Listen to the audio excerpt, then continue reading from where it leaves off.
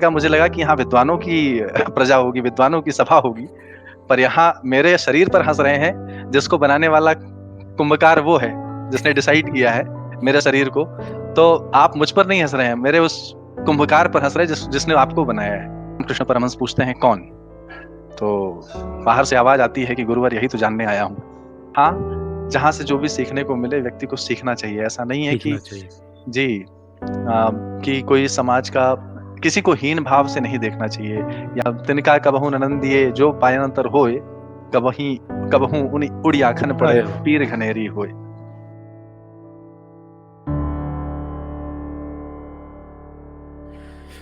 Hello Manish ji, कैसे hello हैं तरुण आप? जी। How are you doing today? I am really doing good, and today it was an awesome day. I appeared in Mahashivratri festival, and hmm, just hmm. came from the festival after doing the Rudra Abhishek and all. So it was quite, it felt quite peaceful when I appeared in the celebrating the Shiva Rudra Abhishek, because it contains lots of Vedic rhymes, which people you might have heard it maybe in your या right. childhood or in your parental celebration things, you would have appeared. I guess so. Even I used to practice that as well, being as Brahman family. So that came in my inheritically, it was inherited in my uh, in my day-to-day life, you can say. So it was an amazing day, today. And when I thought, when you called, and we thought that let's begin with the session which you were planning today. So it's really amazing, and I can see that the way you are thinking to get the people, or good things from the people, and cascade among the society. This is really a good cause, and definitely it is going to inspire the society. Definitely, I can see in the future, in long term. Oh! So thank you sir, thanks. Thank you so Hmm. Much. It's my Thanks for this pleasure. step. Yeah, हम भी I आप really ही की admire. Field से belong करते हैं, आपको जैसे पता ही है। जी, जी, जी, हम भी निश्चित। कंप्यूटर खोल के बड़े हुए हैं। जी, जी, जी। निश्चित रूप से, और सो ये तकनीक का ज़माना है। कहा था किसी हमारे विद्वान ने कि ये कलयुग है, और कल युग का मतलब होता है, कल मीन्स apparatus, जो हम कहते हैं इक्विपमेंट्स। कल पुर्जे के ज़माने को कहते हैं कलयुग। तो everything, the naming convention which is given to the yugas as well, that is very much scientific. If you will see here, कलयुग का मतलब है, कल का मतलब होता है कल पुर्जे, यानी मशीनरीज़ का ज़माना। हुँ, So we are living in the age of machineries. And if you go back, maybe lakhs of years back, there was Satyug, Treta. Hmm, I'm just talking traditional way. So hmm, this hmm. was all logical, and you will find the technologies were there as well, but it was not impacting the living beings. It was not impacting the nature, Mother Nature. So, but right now, in these days, in the Kali Yuga, I can see the people are inventing the things. It is really damaging little birds. If you would have seen in the age of the 5G technology, even when 3G once 3G was introduced, I realized the little sparrow which used to be in brown color, right. I don't see anymore here. So hmm, hmm, this is impacting living beings as well. But obviously, in ancient time, the people were inventing those things which keeping bearing in the mind that it is not going to impact any living being. So that hmm, was invention was they were inventing the things bearing in mind that it should welfare each and every living being in this earth, whether it's tree, any creature, insect, even insect. So this was the broader thinking of our ancient scientists, I would say, which were there before Kali Yuga. But right now, yes, the people are inventing just because sake of their benefits only. So anyway, we are living in the age of Kali Yuga, so या that is what all decided previously. So we'll have to walk along. because it is not up to you or not Mm, on me mm, as well, because we cannot change the world. It's very easy to say. If you will watch a movie, they definitely say that if anyone wants to change the world, he or she can easily do it. But if we will jump into the real life, the theory is completely different, right? right. So Yeah. you have already seen that robot too. The main concept which you have just explained to us, that the sparrow which we used to see earlier in if I will especially talk about before 30 years or 25 years, now it is completely vanished, right? Exactly तो exactly वो concept already एक movie के अंदर दिखाया गया है, and जी अगर movie की आप का कॉन्सेप्ट देखोगे, इट्स वेरी नाइस, राइट? जी जी डोंट जी जी go for the story, don't go for the artist, just look at the concept of that movie, what exactly message they want to convey to the audience, that's the main thing which we need to correct learn from others as well, exactly because सीखा किसे भी जा सकता है। बिल्कुल बिल्कुल कहा था अष्टावक्र जी ने हम्म, उनके जो है मतलब पूछा गया जब वो राजा दशरथ जी के साम्राज्य में तर्क वितर्क के लिए गए थे तो हम्म, अ, उनसे पूछा गया कि आप मतलब पहले तो परिहास उड़ाया गया उनका जब वो बोले कि ये शास्त्रार्थ करेंगे किसी कोई विद्वान हम्म, संत थे उनके साम्राज्य में हमें नाम नहीं ध्यान आ रहा है तो बोले दत्ता ये जो अष्टावक्र जी हैं ये शास्त्रार्थ करेंगे तो जब वो एंटर किए शास्त्रार्थ मतलब 8 जगह से मुड़ा हुआ था उनका शरीर टूटा हुआ था या समझ लीजिए मुड़ा हुआ था तो लंगड़ाते हुए ऐसे गिरते पड़ते जब जा रहे थे वो तो लोगों ने परिहास किया कि ये क्या शास्त्रार्थ करेंगे तो स्वयं जो है विकलांग है और इनका मस्तिष्क भी विकलांग होगा तो ये क्या शास्त्रार्थ करेंगे निश्चित रूप से हार जाएंगे और जैसे ही जब वो पहुंचते हैं तो राजा जनक जो है हाथ सभी को बड़े आश्चर्य के भाव से देखते हैं अष्टावक्र जी कहते हैं मैं ये सोचा था राजा जनक की सभा है राजा जनक विदेहराज हैं और विदेहराज मतलब विद्वान तो है ही हैं और इतने हम्म, बड़े संत हैं कि राजा होते हुए उनको अपने शरीर का शुद्ध नहीं होता इसलिए नाम उनका विदेहराज जनक था तो उन्होंने कहा मुझे लगा कि यहाँ विद्वानों की प्रजा होगी विद्वानों की सभा होगी पर यहाँ मेरे शरीर पर हंस रहे हैं जिसको बनाने वाला कुंभकार वो है जिसने डिसाइड किया है मेरे शरीर को तो आप मुझ पर नहीं हंस रहे हैं मेरे उस कुंभकार पर हंस रहे हैं जिसने आपको बनाया है तो जिसने वो प्रजा हमको पूरी बनाया। जिसने हम सबको बनाया है मतलब उनका कहने का तात्पर्य ये है कि आप मेरे ऊपर नहीं हंस रहे हैं उनके 8 जगह से मुड़े हुए शरीर को देखते हुए जिस तरीके से लोगों ने परिहास किया तो उन्होंने एक सीख भी दे दी इस बात को हम्म, कहकर कि आप ये परिहास मेरे शरीर का नहीं उड़ा रहे इस शरीर को बनाने वाले कुम्हार कुंभकार का उड़ा रहे हैं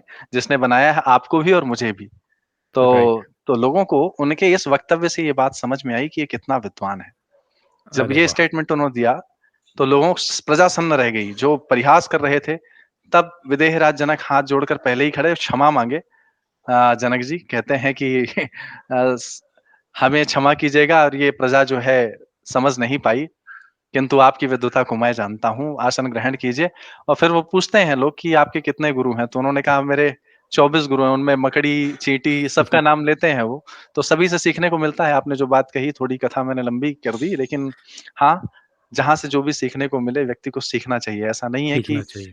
जी कि कोई समाज का किसी को हीन भाव से नहीं देखना चाहिए।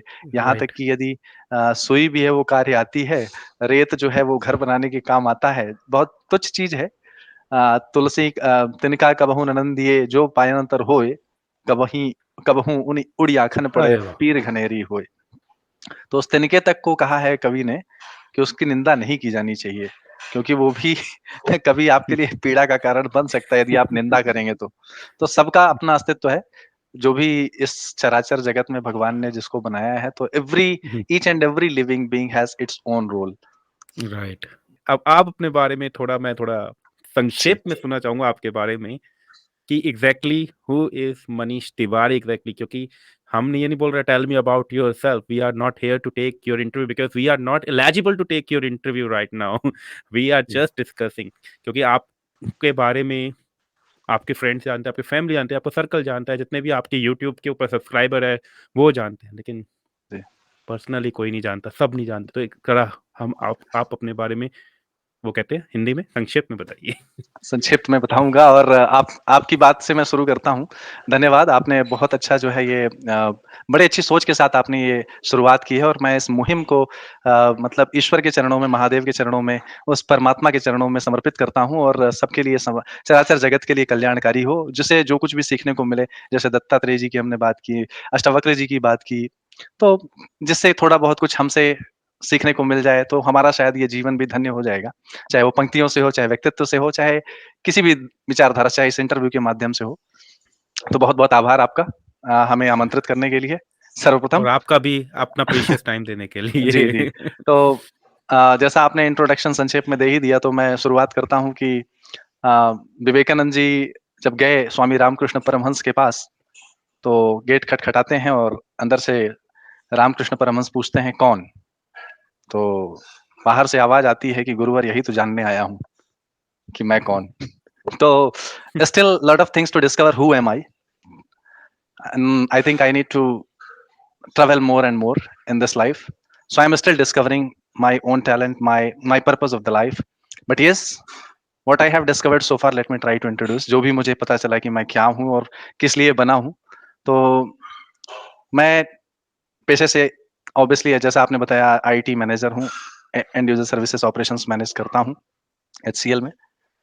और शुरुआत हमने 2008 से की थी आईटी कैरियर की, और लगभग आईटी के लगभग समझ लीजिए 14 वर्ष का अनुभव, 14-15 वर्ष का अनुभव लेते हुए आज आईटी के दौर में चल ही रहे हैं। और उसके रिसेशन पूर्व से 1 में साल पहले से। रिसेशन के रिश 1 साल पहले से। निश्चित, निश्चित। जी, जी, 2009-10 में रिसेशन था, मुझे याद है। By that time I was in CSC, computer science corporation. तो मुझे याद है वो दौर, निश्चित रूप से लोग बहुत स्ट्रगल किए थे। और इनफैक्ट मुझे नहीं पता था, मेरा पहले का जीवन तो काफ़ी संघर्षमय था। आपने 1-2 और इंटरव्यू आपके हमने देखे थे, तो निश्चित रूप से वो सब प्रेरणा के स्रोत हैं। कहीं न कहीं आयाम कुछ मिलता है व्यक्ति को, तो उसके देखिए लोग तो कंगूरा देखते हैं, लेकिन उसके नीचे जो नींव होती है ना, वो हमेशा दबी रहती है। और उस दबी हुई नींव को उभारने का प्रयास शायद आप कर रहे हैं। और मैं इसके लिए बात बहुत-बहुत साधुवाद देता हूँ आपको, एक बार फिर से। अरे सर, इतनी इतनी तारीफ़ ना करिए। हाँ, तो वही पेट है में कि दर्द हो जाएगा हमारे। मैं नींव को तो अभी नहीं रख सकता यहाँ पर कि क्या रहा, क्या कैसा रहा। हाँ, लेकिन आज प्रभु की दया से जिस आयाम पर भी हूँ, जो थोड़ी बहुत छवि है सब प्रभु की दीन है। नाथ न कछू मोर प्रभुताई, सो सब तव प्रताप रघुराई। आप इतना कुछ मेरा इंट्रोडक्टरी दे रहे थे, इंट्रोडक्शन तो मुझे हुँ, लगा हुँ। कि मैं प्रभु के चरणों में ही समर्पित कर दूँ, जो भी कुछ है उन्हीं का दिया हुआ है। अरे! और जिस निमित्त उन्होंने भेजा है, जहाँ पर जितनी दिन की रिस्पॉन्सिबिलिटी होगी, सेवा देंगे। जैसी उनकी इच्छा होगी। तो वर्तमान में अभी मेरी सेवा आईटी में ही चल रही है। शौक के बतौर मैं कविताएँ लिखना और मंचों पर जाना मेरा पेशा मतलब पेशा था पहले। मैं जाता था जॉब के साथ-साथ वीकेंड्स में राष्ट्रीय कवि संगम में भी मैं 7वीं पीढ़ी में एज़ अ नेशनल पोएट मैं मेरे को उभारा गया था in year 2014-13 I believe, and that was one of the big achievement for me. And thereafter I conducted lot of मंच जो कविताओं के होते हैं, उस पर भी मैं गया।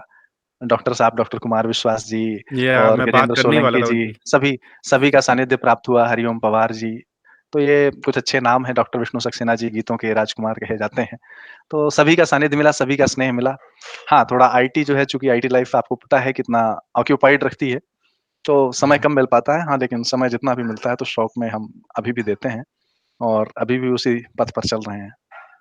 शेष बहुत बढ़िया सर। ईश्वर, आगे की जर्नी देखिए क्या ईश्वर कहाँ ले जाता है। सबसे बड़ी जी, बात ये है ना सर, काम के साथ अपने शौक को रखना हुँ, बहुत बड़ी बात होती है आज की डेट में। जितनी भाग-दौड़ की लाइफ़ है हमारी, और एमएनसीज़ की तो ख़ास करके है, और एमएनसीज़ के अंदर ले क्या है, वो सेल्स लो या मार्केटिंग लो या आईटी, सबकी लाइफ़ आजकल भाग-दौड़ वाली है। और जी, अपने शौक को कायम रखना बहुत बड़ी बात मानी जाती है उसके लिए, और फैमिली के साथ मेंटेन करके, जो एक मिडल क्लास के निश्चित। दिमाग में घूमती रहती है हमेशा। जी, जी, ये तो बात सत्य है, इसमें कोई दो मत नहीं है। लेकिन शौक जो है, शौक को जिया जाता है। जिसके अंदर शौक हो कुछ करने का, जुनून जिसको कहते हैं, तो वो व्यक्ति उस समय मतलब माँग लेता है। वो जो शौक हुनर होता है ना व्यक्ति का, वो समय हुँ, जो हुँ। है निकालने पर विवश कर देता है। और ठीक है, मुझे लगता है कि किसी कवि की ही पंक्ति थी कि अ, मुझे ध्यान नहीं आ रहा, अभी तो इस बाज की असली उड़ान बाकी है, अभी तो इस परिंदे का इम्तिहान बाकी है, अभी-अभी मैंने लाँघा है समुंदरों को, अभी तो पूरा आसमान बाकी है। तो अरे वाह! किसी कवि की पंक्ति है तो ये समझना चाहिए कि हाँ, जितना भी आपने ट्रैवल किया, this is nothing, you will have to go long long way in your journey ahead. तो जीवन का यही नाम है, जीवन का यही दूसरा नाम है, चलते चलिए, तो चाहे अकेले चलें, आपने, चाहे साथ चलें। अगर आप बताएँगे थोड़ा, आपने संघर्ष के बारे में बताया, क्योंकि जी, अगर आप कोई सेलिब्रिटी होते, तो फिर से जी, मैं वही बात बोल रहा हूँ, अगर कोई आप फ़ेमस इंसान होते, ठीक है? तो आपके बारे में सबको पता होता, लेकिन एक कॉमन मैन के संघर्ष के बारे में बहुत ही कम लोगों को पता है, या तो आपके इर्द गिर्द जी के लोगों को ही पता होता है, जैसे आप जानते ही हैं। जी अगर जी। थोड़ा आप यहाँ पे बता सकते हैं, इफ़ यू डोंट माइंड। ना हाँ, निश्चित रूप से इसमें अपने अतीत को कभी भूलना नहीं चाहिए। कहते हैं कि राइट। हाँ, इतिहास में जीना नहीं चाहिए, किंतु अतीत को कभी बिसराना नहीं चाहिए, क्योंकि अतीत जो है आपको ये बताता है कि आपने जीवन में जो संघर्ष अ, झेला है, हम्म। समाज समाज आप स्वयं पहले उससे कुछ सीखें, फिर आप हो सके तो समाज को कुछ उससे ज्ञान दें, ताकि समाज उससे कुछ सीख ले सके। इतिहास पढ़ाने हम्म। का उद्देश्य भी यही होता है विद्यालयों में। मैं अब आगे की स्पीच हिंदी में ही कंटिन्यू करूँगा, मेरी मातृभाषा है और अरे थोड़ा सर, बहुत कहीं एनी जी, कोई भी लैंग्वेज जी, में जी। जो मुझे को समझ आनी तो चाहिए। जी, जी, तो आपको तो सारी भाषाएँ समझ में आएँगी। हाँ, अरे संस्कृत नहीं भी बस। थोड़ी बहुत आ जाती है। तो कहीं अगर नहीं समझ में आएगा तो दर्शकों के हिसाब से भी अपने हिसाब से बता दीजिएगा, तो मैं नहीं सर, उसको हिंदी जो है मीडियम पास ट्रांसलेट आउट भी हूँ कर ना, दूँगा। संस्कृत पढ़ी थी। बड़ी शर्म आती है जी, लोगों को बोलते हुए मैं हिंदी मीडियम, लेकिन मुझे शर्म नहीं आती, मेरे को थोड़ा सा जी। प्राउड भी नहीं होता, लेकिन हाँ, अब मुझे लगता है कि हाँ यार, मैं हिंदी मीडियम पढ़ा हूँ, सही हूँ, जितनी इंग्लिश बोलनी आती है उतनी अच्छी बोल लेता हूँ। जी, जी। तो दरअसल क्या है, संस्कृत हमको संस्कृति से जुड़ी हुई है, संस्कृत हमको संस्कृति सिखाती है।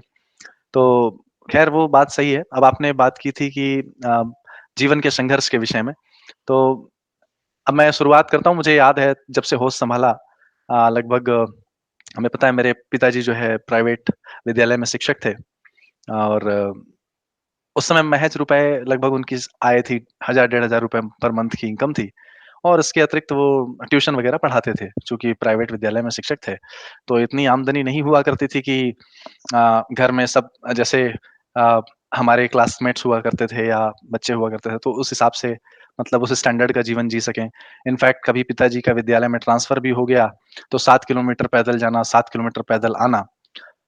अ, हमें याद है कि हमने 2 साल जो है लगभग कितने संघर्षमय तरीके से, साइकिल भी नहीं हुआ करती थी, तो हम 7 किलोमीटर, हम 3 भाई थे, तीनों भाई जो है 7 किलोमीटर पैदल जाना और 7 किलोमीटर पैदल आया करते थे और बड़ा आनंद भी आता था।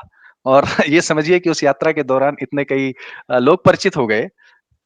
जब हम जाते थे विद्यालय तो कई लोग पहचानने लगे थे, अपने आप अपना वाहन रोक दिया करते थे और हमें हाथ देने की आवश्यकता नहीं पड़ती थी, चाहे वो स्कूल बस हुआ करती थी या चाहे नॉर्मल पब्लिक बस हुआ करती थी, अपने आप ड्राइवर पहचानने लगे थे।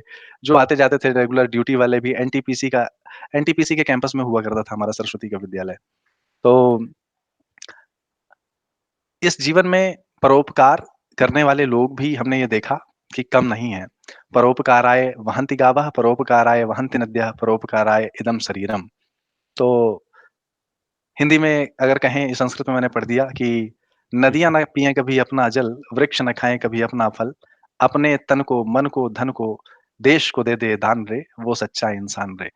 तो कहने का मतलब ये है कि यदि आप then you feel happiness when you do something without having any self for others, then you feel a pleasure which you can't explain. Which you can't explain. And मुझ मेरी बात शायद समझ रहे होंगे जो इस दिशा में करते होंगे। मुझे एक सरदार जी, एक मेरे मित्र हैं अभी, तो वो जो है सैटरडे संडे जाते हैं एम्स हॉस्पिटल के बाहर, कुछ गरीब जो बेचारे मतलब इलाज तक नहीं कराने के पैसे नहीं, तभी एम्स हॉस्पिटल आते हैं, सरकार के भरोसे पड़े रहते हैं, उनको वो भोजन कराते हैं सैटरडे संडे जा करके। तो उनके साथ मैं गया 1 आध 2 बार, तो बड़ा अच्छा लगा घर से बना करके भोजन, तो वो जो खुशी उनकी आँखों में, जो चमक हम देखते हैं, तो ये लगता है कि हम्म। हाँ, जितना जीवन में आप दूसरों के लिए अगर कुछ कर सकें विदाउट हैविंग एनी wish कि you will get something after it. You will definitely without get without being a greedy. without being greedy exactly कि मुझे इसके बदले में कुछ मिले। अब तो यहाँ हमारे रिचुअल्स में बताते हैं कि आप गाय को रोटी खिलाइए, बताना पड़ता है लोगों को कि आपकी समस्या दूर हो जाएगी, तब लोग करते हैं। ये स्वयं से होना चाहिए, क्योंकि निश्चित रूप से इसके बदले में आपको कुछ अच्छा मिलेगा, उसकी आत्मा से आपको आशीर्वाद मिलेगा। तो मुझे याद है कि उस दौरान लोग बहुत सहयोग भी करते थे और जब आप अच्छे पथ, अच्छे काम, भाव, अच्छे लक्ष्य की ओर जब आप अग्रसित होते हैं तो आपको सारी कायनात भी मदद करती है। तो that was the day I remember, it was quite a struggling day and I remember the day when I topped in entire my district. So it was really amazing and I have a newspaper also which is inside my file. तो board के exam थे और मेरे पिताजी बहुत खुश थे, चूँकि विद्यालय के वो अध्यापक थे और जब उन्होंने देखा कि प्रावीण्य सूची में आज एक प्राइवेट विद्यालय के एक आचार्य का बालक जो है पूरे डिस्ट्रिक्ट में टॉप किया है, तो अरे। हमें पिताजी का जो है गर्व से सीना भी चौड़ा हो गया और हमें भी अच्छा लगा कि वो संघर्ष शायद लाल बहादुर शास्त्री जी की कथा जो है हमको सुनाया करते थे पिताजी, कि वो कैसे नदी पार करके जो है पढ़ने जाया करते थे। तो हमें वो दिन याद आया कि संघर्ष जो है आपको बहुत कुछ सिखाता है। और वो दिन आज भी मैं याद करता हूँ, तो मुझे लगता है आज भी मैं कभी निकलता हूँ स्कूटी से अपने या गाड़ी से, तो जब जाता हूँ तो ये लगता है कोई बच्चा अगर दिखता है या कोई हाथ देता है, तो या उसके बिना हाथ दिए ही मैं कई बार रोक देता हूँ कि वो कहीं उसको छोड़ दूँ मैं, कहीं वो जा रहा होगा। मेरे को वो दिन याद आते हैं। तो हाँ, निश्चित रूप से वो आप जो आपने कहा कि अतीत को शेयर करने में कोई दिक्कत नहीं है मुझे, और निश्चित रूप से ये लोगों को जो है ये ध्यान रखना चाहिए कि आज जो भी कुछ ईश्वर कृपा से मिला है, आप आपने भी कहीं न कहीं उस कुछ संघर्ष किया होगा, उन चीज़ों को याद रखते हुए समाज के लिए आप क्या कुछ अच्छा कर सकते हैं, वो सदैव दिमाग में आपके ज़हन में बना रहना चाहिए। फिर उसके बाद कहानी बढ़ती है आफ्टर 12th कंप्लीट करते हैं हम अच्छे डिस्टिंक्शन मार्क्स के साथ, चूँकि विद्यालय में स्वयं हमारे जो है पिताजी स्वयं उसी विद्यालय में प्राध्यापक थे जिसमें संस्कृत के लेक्चरर थे वो, संस्कृत, मैथ सब पढ़ाते थे। He was a good known teacher. तो उनको हिंदी भी आती थी, इंग्लिश भी आती थी, मैथ्स भी आती थी। हाँ, साइंस वगैरह नहीं पढ़ाते थे, लेकिन विद्यालय में ये विषय उनके बड़े अच्छे थे, तो हमको थोड़ा डर भी लगा रहता था कि, और विद्यालय में उनको हम आचार्य जी ही करके बुलाया करते थे। ये संस्कार थे सरस्वती विद्या भारती के, कि वहाँ पिताजी, पापा जी नहीं बोल सकते थे। हुँ, तो हुँ। ये सब संस्कारों की जो है देन है, और वहाँ पर हम हमें वो भी दिन याद है कि अ, टाट पट्टी में बिछा करके ठंड के दिनों में हम बैठ करके आचार्य जी ब्लैक बोर्ड जो है बाहर रख के पेड़ के नीचे पढ़ाया करते थे, वो दिन भी याद हैं। बड़े अच्छे लगते हैं कभी-कभी जब वो दिन याद आते हैं। वहीं पर जो है प्रायोगिक प्रायोगिक विज्ञान की प्रयोगशाला हुआ करती थी, जो आजकल बड़े-बड़े एसी रूम्स में और वो हुआ करती थी, वो बाहर ही हम लोग एक्सपेरिमेंट किया करते थे। 11th-12th की बात है। मुझे ध्यान है वो परख नली में लेकर के प्रयोगशाला केमिकल्स वगैरह मिला करके बनाना। तो मैं वो बता रहा हूँ प्रयोग नली म इत मतलब किसी को समझ आए ना आए हाँ जी, लैब लैब के अंदर। लैब लैब के अंदर, करेक्ट, करेक्ट, प्रयोगशाला उसको कहते हैं, प्रयोग विज्ञान। तो हाँ, हाँ, वो हमारी जो है लैबोरेटरी हुआ करती थी। एंड देन अरे भैया! तो वो हम खुले आसमान में ही प्रयोग विज्ञान की शाला जो है हम लोग बना रखे थे। तो वो सब दिन कटे, और उसके बाद हमें आफ्टर 12th चूँकि इतना धन नहीं था पिताजी के पास कि हम इंजीनियरिंग के लिए प्रिपेयर करें, तो I thought to do something. तो फिर लकीली हमारे पास ग्रीन कार्ड हुआ करता था। मतलब पिताजी के पास जिन उस समय ग्रीन कार्ड क्या कहलाता था हम बताते हैं। यूएस वाला जिस ग्रीन फैम कार्ड? यूएस वाला नहीं, यहाँ अच्छा, भारत में भी राजीव गांधी की योजना थी एक, अच्छा। कि जिन जिन परिवार के 2 बच्चे हैं, हुँ, तो हुँ। उन्हें ग्रीन कार्ड मिला करता था, और उसके अपने बेनिफिट्स हुआ करते थे। तो अब भी होगा, पता नहीं वो चलता है कि नहीं, लेकिन हमारे चूँकि हम 2 भाई थे, एक मामा जी का लड़का रहा करता था वो, जो साथ में पढ़ता था।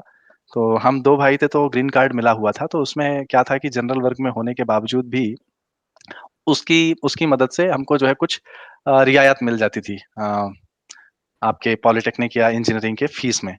तो हुँ, हमने कहा कि पीपीटी का एग्ज़ाम देते हैं, क्योंकि इंजीनियरिंग की फीस फिर भी ज़्यादा होती है भरनी।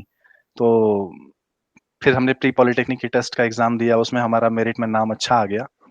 अंडर 100 पूरे स्टेट में नाम था। And then again I got good admission in reputated college, that was Kala Niketan इन जबलपुर। और वो उस समय जाना-माना जो है पॉलिटेक्निक का महाविद्यालय था, कला निकेतन। एंड देन 3 साल हमने फिर से वही जर्नी अ, किस तरीके से अपने एक मित्र के साथ रहते थे, शेयर्ड रूम में ही। और उस दौरान हम स्वयं पढ़ाते थे बच्चों को, जिस जिस सेमेस्टर में पढ़ते थे, उसी सेमेस्टर के बच्चों को पढ़ाया करते थे। दिन में जो है कभी-कभी पूजा-पाठ भी कराया करते थे। स्वयं पढ़ते भी थे, और ज्योतिष हमने आपको बताया था, जैसे कि ज्योतिष मैंने वहीं सीखा, एक बगल में आचार्य जी थे।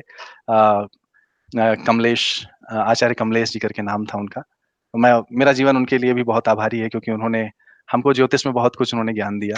हमारे हुँ, बाबा जी हुँ, से तो हुँ। मिला ही थोड़ा बहुत, लेकिन उन्होंने हमें ज्योतिष के जो बेसिक्स होते हैं, वहाँ पर साथ-साथ रहते हुए इंजीनियरिंग की पढ़ाई के साथ-साथ उनके साथ हमने सीखा। और कुंडलियाँ कम से कम नहीं तो 300-400 कुंडली बनाई होंगी, भृगु संगीता को रेफर करते हुए, जब टाइम, अरे! खाली टाइम मिलता था। तो उनसे हम क्वेरीज़ भी रख लिया करते थे, कैसे हुँ, क्या हुँ। कैलकुलेशंस होती हैं।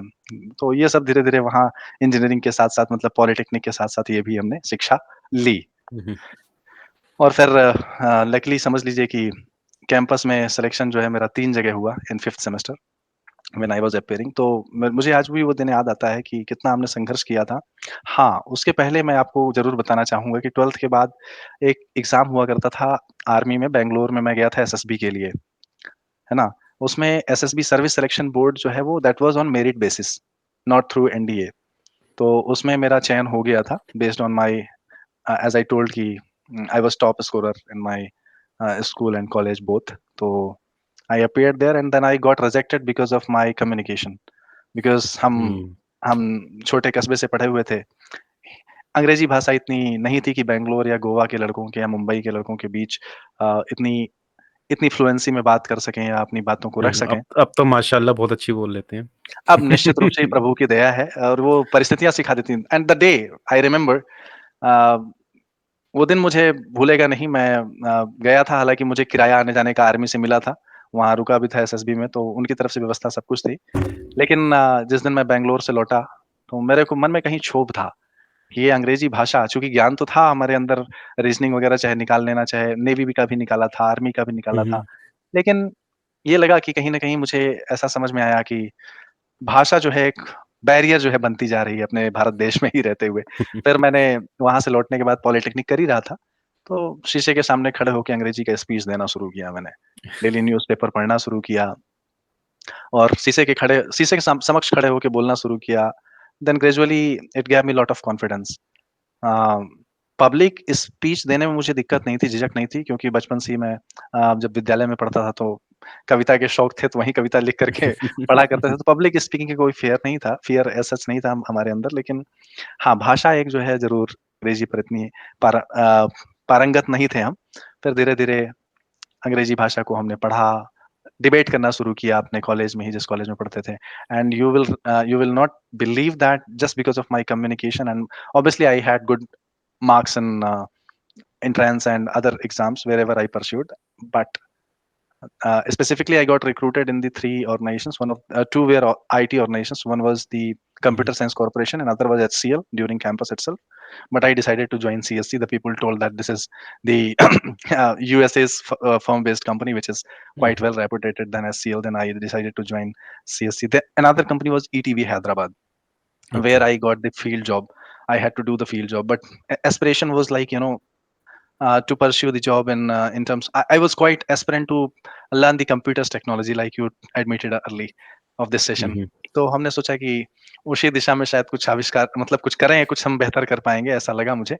क्योंकि लगाव भी जब हम पॉलिटेक्निक में थे तो कंप्यूटर्स के सेशंस में जाया करते थे. हालांकि ज़्यादा इलेक्ट्रॉनिक्स एंड टेलीकम्युनिकेशन से होने के कारण इतना अवसर नहीं मिल पाया था वहाँ. लेकिन लगाव थोड़ा, चूंकि कहते हैं ना कि नई नई भारत में उस समय कंप्यूटर एचसीएल का, मुझे याद है एचसीएल के शिवनादर जी ने पहला कंप्यूटर यहाँ ला करके असेंबल किया था. तो हमें ध्यान है उस समय भी बड़ा वो चीज़, एक-एक लैब अलग से चला करती थी कंप्यूटर की. मतलब अब चूँकि वो भी इतना मॉडर्न कॉलेज नहीं था, लेकिन हाँ, अ, एक समय बच्चों के बीच में वो एक नया चीज़ वो था, नया अजूबा टाइप का लगता था कॉलेज में उस समय. तो एक रुझान था. Then I decided to go ahead and learn the IT technology, and then my career started from there. And thereafter it is continuously running on. And right now I am Yeah. pursuing MBA along with my job. So Okay. so that is one of the good thing I would like to admit. Learning never stops. And the day when you stop your learning, you are dead. Yeah. मृत्यु वो नहीं है. मृत्यु वो है Mm. जिस दिन आप सीखना बंद कर देते हैं, जिस दिन आप वाकई जीना बंद कर देते हैं, वो मृत्यु है. मरता व्यक्ति, मृत्यु नहीं होती. कहते हैं ना वो कि आत्मा जो है शाश्वत है, Mm. मरता शरीर है. और शरीर तो क्या, ये तो पंच तत्वों से बना है, पंच तत्वों में विलीन हो जाता है. तो किसी ने सही लिखा है कहीं न कहीं, मैंने सुना भी था या पढ़ा भी था कहीं पर, अनलर्न एंड रीलर्न। जब तक आप कोई ट्रेडिशनल चीज़ को सीखना नहीं छोड़ोगे और फिर नई चीज़ को सीखना स्टार्ट करोगे, वो आपकी लाइफ में एक नई चीज़ लेकर आएगा, मतलब आपकी लाइफ के अंदर कुछ चेंज लेकर आएगा। कहते हैं ना जी. कि पहले आपको पुरानी चीज़ें भुलानी पड़ेगी, you need to unlearn first and relearn the new hmm, technologies hmm, and new hmm. Concept as well. मैं टेक्नोलॉजी करेक्ट. की बात नहीं करता, बहुत सारे कॉन्सेप्ट हैं मार्केट के अंदर, तो जी. वो भी आपको टाइम के अनुसार चेंज होना चाहिए। देखो मैं भी हिंदी में आने आने लग गया अनुसार, मैंने आज तक घर अनुसार. पे वर्ड भी नहीं बोला होगा। अब आपने अनलर्न और लर्न की बात कही तो उसपे मुझे एक श्लोक याद आ गया. वो उससे जुड़ा हुआ है कि अज्ञः सुखम आराध्यते सुखतरम आराध्यते विशेषज्ञः हुँ, अज्ञानलब्धुर्विदग्धः ब्रह्मापितं जन्म न रंजयति. जो अज्ञानी है, हुँ, जो कुछ नहीं जानता, जो ब्लैंक है, उसको समझाना आसान है. जो जो हुँ, जो ब्लैंक है, अनलर्न जो आपने कहा, अनलर्न किसको करना पड़ता है, वहाँ पर आता हूँ मैं. जो कुछ नहीं हुँ, जानता उसको तो सिखाना आसान है। अज्ञः सुखम आराधते सुखतरम आराधते विशेषज्ञः। जो विशेष ज्ञानी है यानी who is having the doctorate on any specialise any subject, and you can easily convince them, you can easily hmm, convey your message more easily, I would say. Hmm. But कठिन कहाँ पर है? अज्ञान लव दुर्विदग्धा। जो थोड़ा जानते हैं और थोड़ा नहीं जानते हैं, उनको समझाना बड़ा मुश्किल है। Then you will have to unlearn. If you are really willing to learn, you will have to start learn from there. तो बात आपने सही कही, एक ये भी आवश्यकता तो कहावत पड़ती है। सही सही बैठे कि कम नॉलेज होना नुकसान का दूसरा रास्ता है। ऐसे निश्चित, कुछ होता है, करेक्ट। मैं बोल नहीं पा रहा आपके सामने हाँ, क्योंकि हाँ। मैं बोलना नहीं चाहता, मुझे पता है मेरी कविताएँ बहुत खराब है। है ही देखिए, हाँ, नहीं। नहीं, नहीं, नहीं, नहीं, वो बात सही है आपकी, मुझे भी पंक्ति ध्यान नहीं है, लेकिन ये बात सत्य है हुँ, कि जो अधजल गगरी छलकत जाए, जो कहावत है, जो उससे जुड़ी हुई है, तो आधा ज्ञान हमेशा ज़हर का कारण बन जाता है। आधी इसलिए या नॉलेज तो ज्ञान खतरनाक की निश्चित, निश्चित, निशानी है, ऐसे ऐसे क्योंकि कुछ फिर बोलते थे। हाँ, क्योंकि फिर वो अननेसेसरीली जो है डिबेट का कारण बनता है, वो व्यक्ति अननेसेसरीली कुतर्क करेगा। तो या तो आप लेकिन सर इसमें एक और बात भी होती है ना आजकल का, जैसे मैं एनवायरनमेंट कहूँ या ट्रेंड कहूँ, हुँ, कम नॉलेज होना ठीक भी है कहीं न कहीं, राइट? जैसे ही ट्रेंड चेंज हो रहा है मार्केट के अंदर, you you have already seen in your career, you have started your career in 2008, हुँ, ठीक है? जो भी हुँ, फील्ड थी आपकी उस टाइम पे, तो उस टाइम के अंदर मार्केटिंग में ले लो या आईटी में, तो एक फील्ड के अंदर एक बंदा होता था। लेट्स से मेरी कोई हुँ, एक्स टेक्नोलॉजी है, तो मेरी एक्स टेक्नोलॉजी के अंदर 4 बंदे काम करेंगे जो सिर्फ़ एक्स टेक्नोलॉजी पे काम करेंगे, वाई के ऊपर काम नहीं करेंगे, हुँ, हुँ। जेड के ऊपर नहीं करेंगे, ना ए के ऊपर करेंगे। लेकिन nowadays things are completely changed, और ये भी देख रहे होंगे कि अब जो एक बंदा है वो एक्स पे भी काम करेगा, वाई पे भी काम करेगा, जेड पे भी करेगा और एबीसी तो करेगा ही करेगा। Correct, correct. मुझे मुझे याद आ गया आपकी इस बात से, आप दिशाधारा सही ले जा रहे हैं। अब मैं हाँ। उस जीवन को जीता हूँ अब आपके इस इंटरव्यू में। जब मैंने 2008 से शुरुआत किया आईटी में, तो वहाँ पर मैंने एक चीज़ नोटिस की, एंड यूज़र सर्विसेज़ फील्ड ही था, जिसमें हुँ। मेरे को लगाया गया, और उसमें टूल यूज़ हुआ करता था हर चीज़ के लिए अलग-अलग। हुँ, हुँ, अब मैं हुँ, आपको हुँ। बताता हूँ, एंड यूज़र सर्विसेज़ मैनेजमेंट में जैसे टूल्स हुआ करते हैं, आपको पता भी होगा। एंटीवायरस का अलग टूल हुआ करता था, पैचिंग के लिए अलग टूल हुआ करता था। आप भी आईटी मैनेजर हैं, तो आपको इन सब चीज़ों का हुँ। जायज़ा होगा ही। तो और नहीं, छोटे-छोटे सॉफ्टवेयर ना डिप्लॉयमेंट हम छोटे-छोटे सॉफ्टवेयर कंप्यूटर खोलने डिप्लॉयमेंट वाले बंदे हैं, बड़े बंदे नहीं हाँ। हैं, आप इतना बड़ा ना बनाइए, हम कंप्यूटर ही खोलते हैं अभी भी। अरे नहीं, नहीं, ऐसा कुछ नहीं है। देखिए, अनुभव ज्ञान जो है जितना आप लेकर के आए हैं, जितना कर रहे हैं, तो लेकिन वो देखा है आपने, वो दौर देखा है, वो आईटी के वो दायरे देखे हैं। इसलिए हुँ, जो हुँ, नहीं भी जानते हैं, उनको मैं बताना चाहता हूँ कि एंड यूज़र सर्विसेज़ में हर चीज़ के लिए एक अलग-अलग टूल हुआ करता था, उसके अलग-अलग सब्जेक्ट मैटर हुँ। एक्सपर्ट हुआ करते थे, एसएमईज़। करेक्ट। हुँ, हुँ, टेक्नोलॉजी बदली, समय बदला, टेक्नोलॉजी एनहांस हुई, अपग्रेड हुई, हर चीज़ों को इंटीग्रेट एक टूल में कर दिया गया। अब मैं थोड़ा-सा कंपैरिज़न करता हूँ 2008 से लेके अब तक क्या मतलब डेवलपमेंट देखिएगा मेरी बातों में।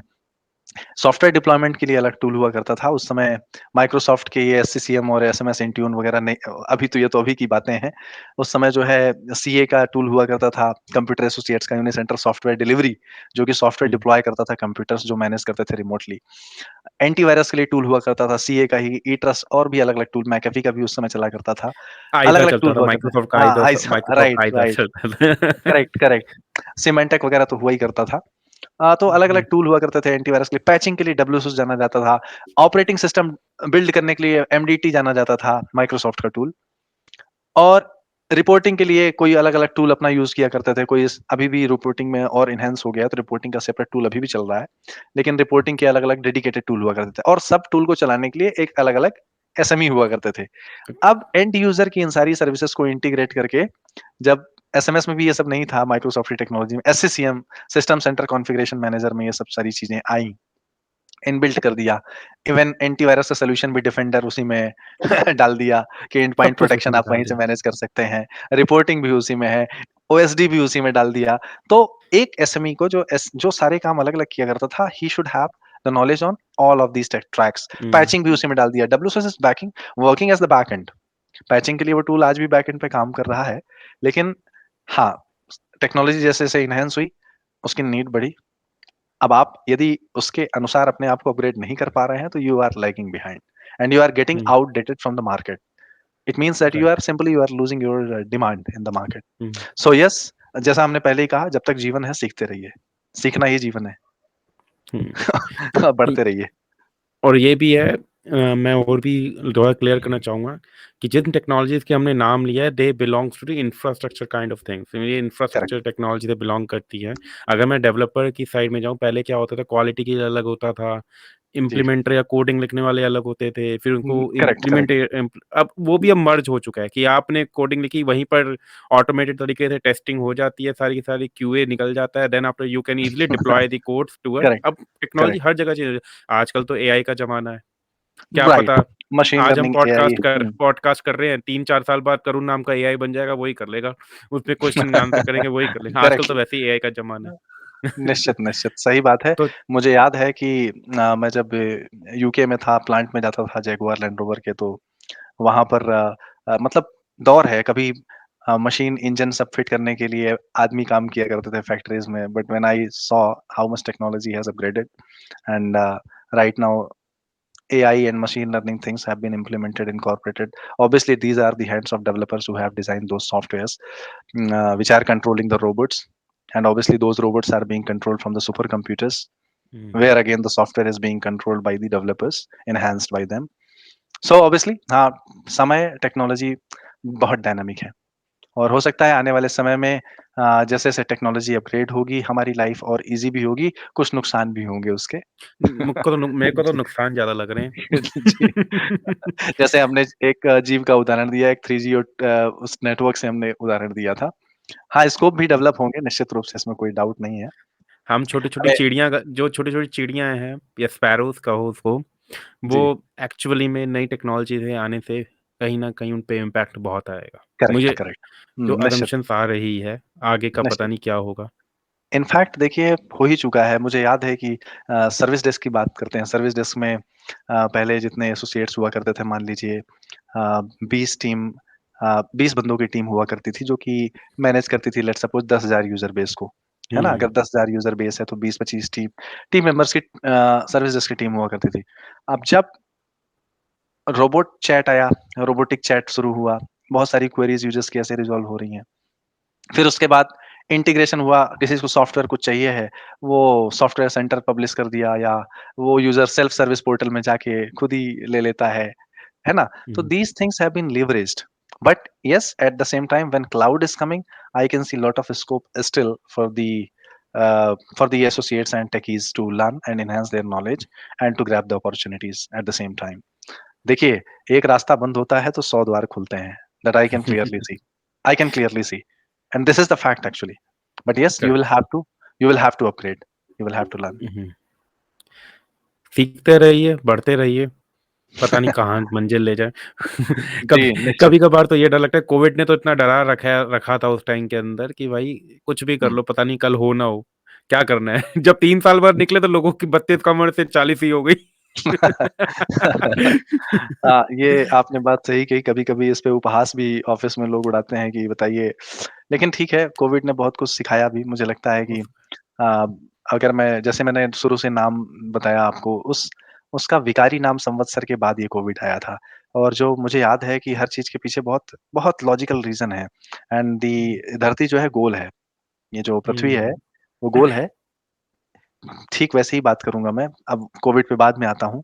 जिस तरीके से हमारी बात शुरू हुई थी तार वाले कनेक्शन से, मैं देखिए अभी भी वो ब्लूटूथ चाहता तो यूज़ कर सकता था, बट मैं अभी भी तार वाला यूज़ कर रहा हूँ। तो ये धरती गोल है, तार वाले कनेक्शन से बात शुरू हुई थी।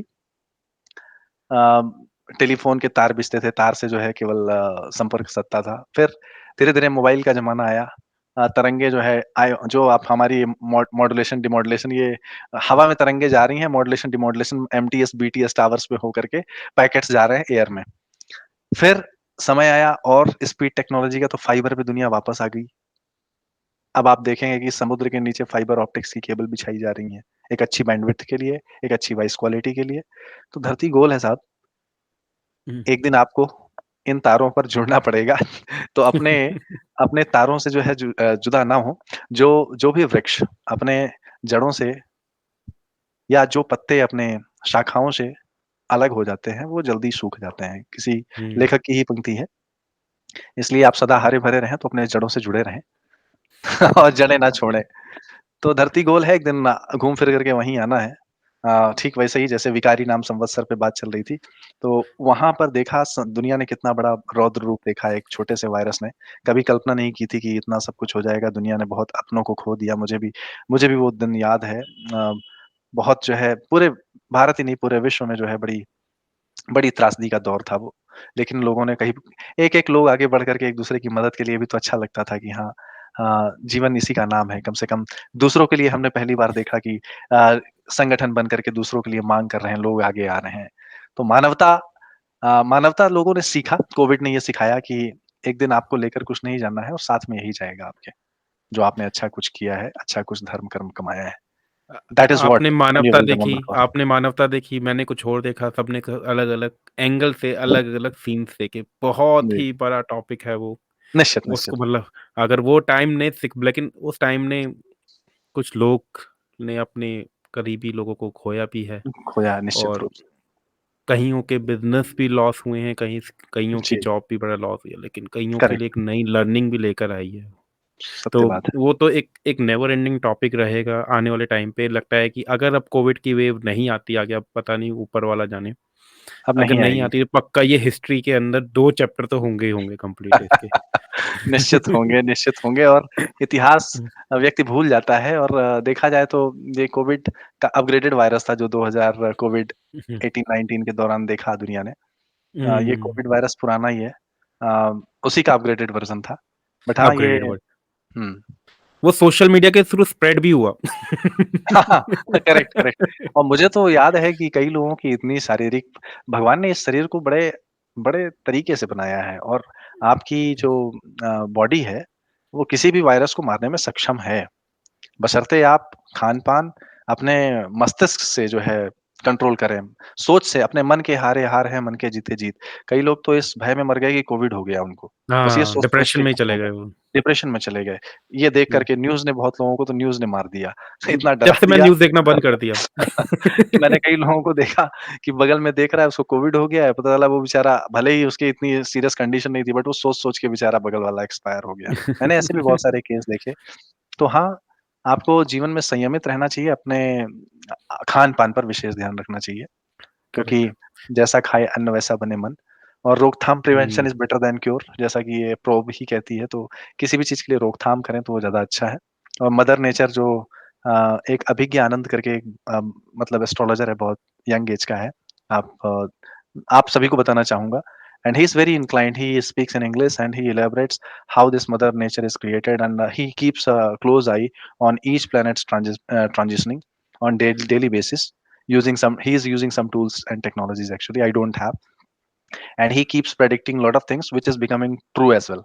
So it's all about okay. your exposure, it's all about your knowledge, how much knowledge you have gained and how much experience you have, then only you will be able to predict the right things. But what his name? he's Abhigya Anand, if you will अभिज्ञानंद। say Abhigya Anand. So he only predicted in I think in August 2018 I believe, he predicted that the entire world will be facing some major disaster or um, massive problem, entire world.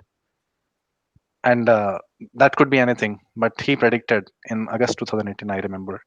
So he's very little, he's very young in a young age, but he's very knowledgeable. So I get inspiration from him, that how he is studying, how he's I mean how he is living his own life and how is he is educating to the people to save your mother nature. If you will save your mother nature, you will be happy. If you are harming it, definitely you are going to not get good things in lieu of that. Correct. So सत्य है जीवन का। हुँ, क्या कर सकते हैं? और आपके जी, यूके वाली थ्योरी से मुझे याद आया एक क्वेश्चन जो मैं पूछना जी, चाहूँगा। जी। यूके कितने साल रहे थे आप या महीने? हम हाँ, लगभग मैं 8-10 महीने रहा यूके में और कैसा लगा यूके का experience? It was nice, I would say कि हाँ अब एक कवि की फिर पंक्ति ध्यान आती है मुझे कि सुंदर होंगे देश बहुत से, बहुत बड़ी है ये धरती, पर अपनी माँ तो अपनी ही है, अमित प्यार है अरे जो वाह! करती। तो वहाँ हाँ, खाने-पीने की चीज़ें देखिए चाहे कितनी भी अच्छी चीज़ें मिलें, लेकिन जो अपने कहते हैं ना, जो अपनी मिट्टी में जो मज़ा आता है वो कहीं इतना आनंद मिलता नहीं, जो फ़ील होता है, मतलब इतना भले ही वहाँ का वातावरण यहाँ से जलवायु बड़ी अच्छी हो, बड़ी शुद्ध हो हवा, एयर क्वालिटी इंडेक्स यहाँ से काफ़ी अच्छा हो, किंतु वो जो सुकून की जो आप साँस लेते हैं अपने परिजनों को देख कर के जीते हैं, वो आनंद तो obviously I was missing there.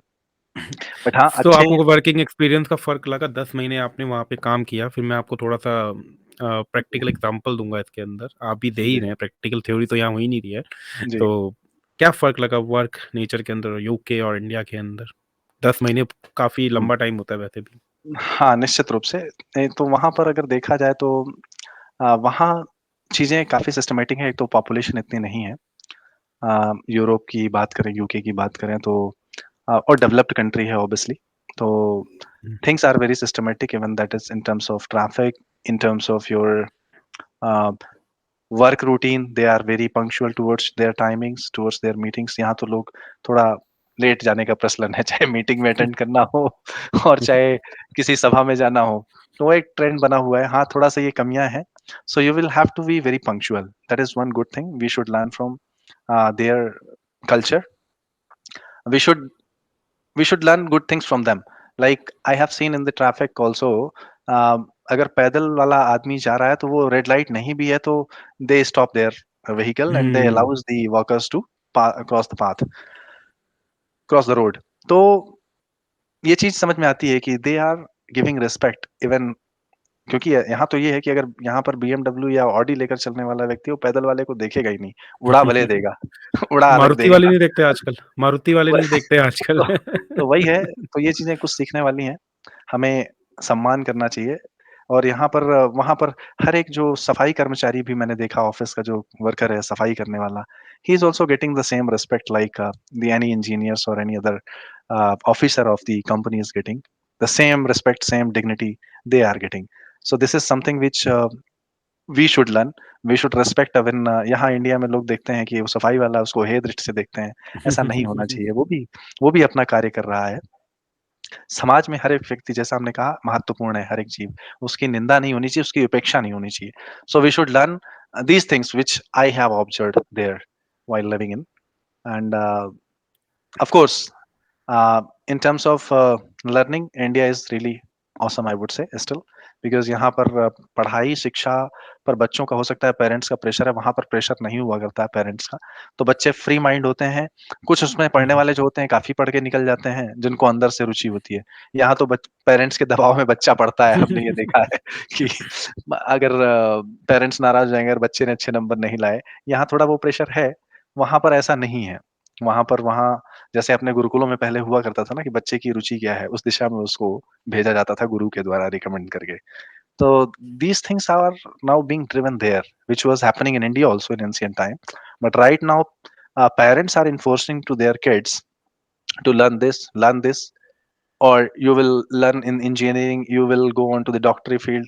As per, we should not, put pressures on over the kids, which is which is obviously we should not. But हाँ, भय के बिना प्रेम भी संभव नहीं है और अनुशासन जो है भय से ही बनता है। भय बिन होई न प्रीत। तो हो सकता है शायद अपने रिचुअल्स में है, कल्चर में है। हाँ, लेकिन एजुकेशंस की बात करें और शिक्षा की बात करें तो अभी भी भारत में बहुत कुछ है और बहुत कुछ है। बहुत कुछ है। इनफैक्ट हमको अपनी संस्कृति को पुनः से ध्यान देने की ज़रूरत है कि हमारे अगर मैं बात करूँ ये जो पाइथागोरस थ्योरम है या चाहे डिस्क्रिमिनेटर का फ़ॉर्मूला आपको याद होगा, श्रीधराचार्य जी ने जो आविष्कार किया था। And these lot of things were already invented in ज्योतिष के सूर्य सिद्धांत में। When I read it, I came to know. That's why the foreign people have given the name research. They are not giving it name as search. They were researching it. The things were already invented before. They are trying to research it. Maybe through the documentaries, through the books, which was taken away, obviously. You might be knowing the history. Or if not, probably you will have to, or audience will have to read the history, that how many documentaries we have in Taxila and Nalanda universities, and the people were coming from abroad to learn here. Right now, these days, the situation is different. यहाँ आज पहले जो university यहाँ पढ़ने आते थे लोग, इस डीम्ड यूनिवर्सिटी हुआ करती थी। इन ईयर 1600 की बात कर रहा हूँ मैं, 1600 हुँ, हुँ। 1500 की बात।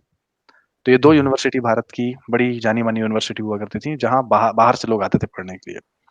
अब आज ये है कि डीम्ड यूनिवर्सिटी बाहर हो गई हैं, ऑक्सफोर्ड हो गई, हार्वर्ड हो गई, हुँ। तो वो जो है एक वो बन गया है, क्या कहते हैं, अ, कैडर हो गया है, एक स्टेटस हो गया है कि ऑक्सफोर्ड रिटर्न है, लंदन रिटर्न है, अमेरिका रिटर्न है, वहाँ से डिग्री प्राप्त की है। तो जैसे ये आजकल चीज़ें हैं। आईआईटी का जैसे आजकल आईआईटी और आईआईएम का क्रेज़ चल रहा है। जी, जी, बिल्कुल कह सकते हैं। तो भारत में बहुत कुछ है, ये हमने पाया and still I would say कि मेड इन इंडिया का हो सकता है शायद ये प्रभाव हो, मेक इन इंडिया जो मुहिम चलाई गई अपने भारत सरकार द्वारा, उसका भी एक मेरे को अच्छा यहाँ पर वांछनीय परिणाम दिखता है कि जो पैसे पहले यूके और यूएस में मिला करते थे, वो आज इंडिया में मिल रहे हैं। I can clearly see it.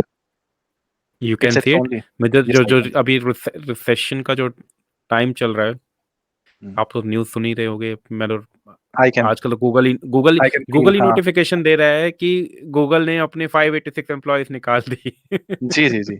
तो देखिए अ, ठीक है रिसेशन का दौर फिर है थोड़ा, लेकिन मुझे भारत पर इसका इम्पैक्ट इतना नहीं दिखता क्योंकि ग्लोबली बहुत सारे अपॉर्च्युनिटीज़ जो है ग्लोबल ट्रेडर्स जो है इंडिया की ओर नज़रें बिछाए बैठे हैं क्योंकि इंडिया के पास यूथ है, माइंड है, कैपेसिटी है। And I can see it and people are even in my surroundings, the people who were working along with me as a peer, they have got good hikes in terms of technologies and they are getting good salaries within India. So why they will look forward to other countries to go and work there hmm. if they are getting in India itself? मैं आपको ना इसके ऊपर एक चीज़ बताना चाहूँगा। जी, मैं जैसे आप यूके गए, तो मैं भी एक बाहर की कंट्री में गया था। मैं जी, वहाँ पे अप्रॉक्सिमेटली 60 डेज़ के अप्रॉक्सिमेटली रहा। हुँ, तो मुझे वहाँ पे भी अपॉर्च्युनिटी मिली काम करने की, और हुँ, लेकिन मैंने मना कर दिया।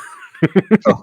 सबका ड्रीम मेरा एक, और आई निश्चित, विल बी निश्चित। वेरी ऑनेस्ट, मेरा एक ड्रीम था कि मैं उस कंट्री में जाऊँगा। कंट्री का नाम ले ही लेता हूँ मैं, सिंगापुर। मैं जी, सिंगापुर पहले भी गया था 2017 के अंदर, वहाँ मैं 1.5 महीना रहा था। जी, वो मैं किसी पर्सनल रीज़न के लिए गया, लेकिन मेरा ड्रीम था कि मैं सिंगापुर में जॉब करूँगा।